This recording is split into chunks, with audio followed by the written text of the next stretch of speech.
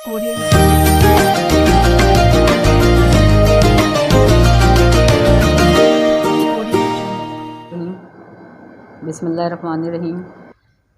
दही बड़ों के लिए मैंने बेसन लिया है।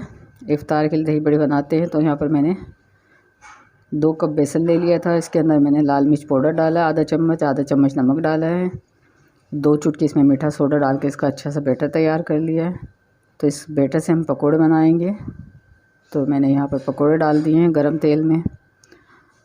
पकोड़े यहाँ पर फ्राई हो रहे हैं तो बहुत जल्दी बन जाते हैं ये पकोड़े, इतना टाइम नहीं लगता बेसन के पकोड़ों में और ना ही इतनी मेहनत लगती है।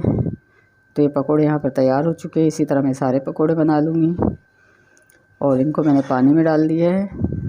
पानी से थोड़ी देर बाद इसको निकाल लेंगे। तो यहाँ पर मैंने एक आलू बॉयल कर लिया था और कुछ छोले मेरे फ्रीज़र में से निकाल लिए थे। एक प्याज लिए छोटे साइज़ की और एक टमाटर लिया है, सबको बारीक बारीक कटिंग कर लिया है। दही में हम कुटे हुए मिर्च डालेंगे और नमक डालेंगे और ज़ीरा पाउडर डालेंगे। चाट मसाला डाला है 1 चम्मच और इसके बाद इसमें हम डालेंगे बारीक पिसा हुआ पुदीना। तो खुश्क पुदीना डाला है मैंने बाकी चूरा करके। और छोलों में ही हम आलू और चने डाल देंगे, साथ में प्याज कटिंग की हुई और टमाटर कटिंग की हुई डाल देंगे। इसके बाद जो दही का हमने रायता तैयार किया है वो सब इसमें डाल देंगे। ऊपर से इसमें चाट मसाला डाल देंगे। तो यहाँ पर हमारे मज़ेदार से दही बड़े तैयार हैं। तो अब आ जाते हैं हम फ्रूट की कटिंग पे। फ्रूट के बगैर तो इफ्तारी नामुमकिन है। तो जितनी मुझे इसमें से खजूर चाहिए थी वो मैंने ले लिए, बाकी खजूर को हटा देंगे। इन खजूर को धो के खुश्क कर लेंगे। और तरबूज की कटिंग हो चुकी है। अब खरबूजे की कटिंग कर रही हूँ। तो खरबूजे के मैं छिलके उतार लेती हूँ ताकि इफ्तार के वक्त खाने में आसानी हो। तो खरबूजों को कभी भी इसी तरह फ्रिज में नहीं रखना चाहिए, इसको कवर करके रखना चाहिए। तो मैं यहाँ पर इसको एक रैपर से कवर कर दूँगी ताकि इसकी खुशबू पूरे फ्रीज़र में ना फैले। अगर हम इसी तरह खुला रख देते हैं तो इसकी खुशबू पूरे फ्रीज़र में फैल जाती है, जिसकी वजह से बर्फ़ में सब में स्मेल हो जाती है खरबूजे की। तो खरबूजा यहाँ पर कटिंग हो रहा है। केले भी मैंने मंगवाए थे लेकिन केले इतने अच्छे नहीं आए हैं, लेकिन फिर भी फ्रूट माशाल्लाह यहाँ पर तैयार है, रेडी है। और जाम शीरी का शरबत तैयार कर लेते हैं। चीनी मैंने पहले ही पानी में मिक्स कर ली थी और इसके बाद शरबत डाल दिया। तो यहाँ पर शरबत भी तैयार है। तो बच्चों के लिए मैंने यहाँ पर पापड़ फ्राई किए हैं।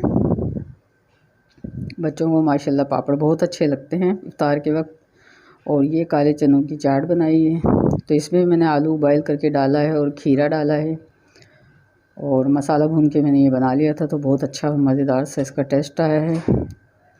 इसकी भी रेसिपी मैं आपको किसी दिन दूँगी।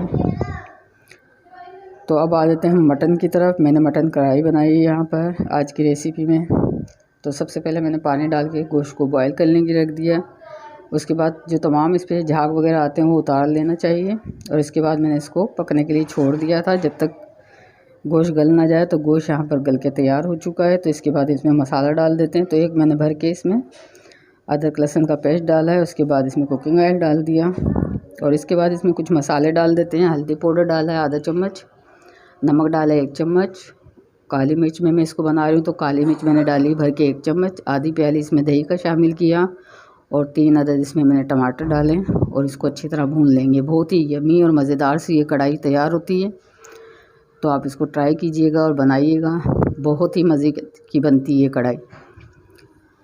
तो कढ़ाई हमारी जब तेल छोड़ देती है तो इसमें डाल देंगे हम हरी मिर्चें और साथ में 1 चम्मच हम इसमें डाल देंगे ज़ीरा पाउडर पिसा हुआ और आधा चम्मच डाल देंगे गरम मसाला।